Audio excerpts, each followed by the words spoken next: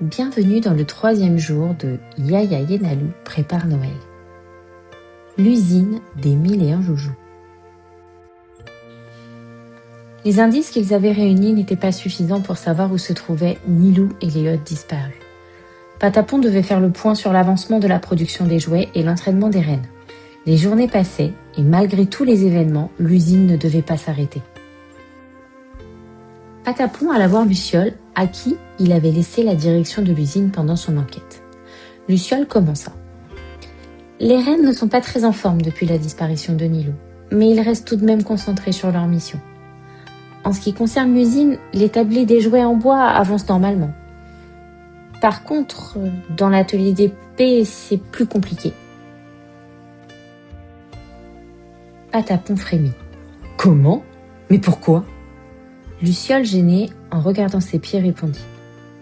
L'année dernière, Gilly et moi avions rangé nos outils dans les hottes et fit-elle en se tortillant honteuse. Patapon écarquilla les yeux. Il avait compris. Les hottes disparues contenaient vos outils.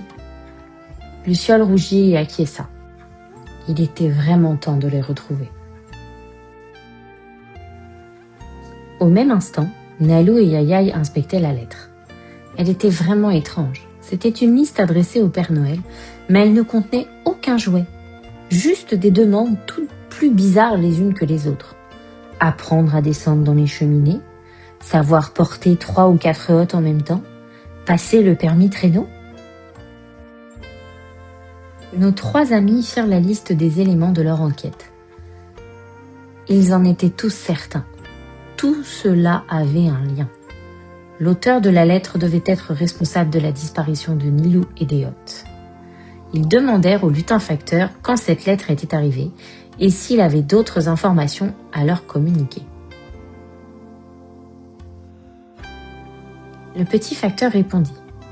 Elle est arrivée par le ballotin de 5 heures ce matin. Elle était dans la boîte nord de la vallée. Elle a sali toutes les autres lettres du ballotin, souffla-t-il agacé en pointant du doigt la pile de lettres tachées.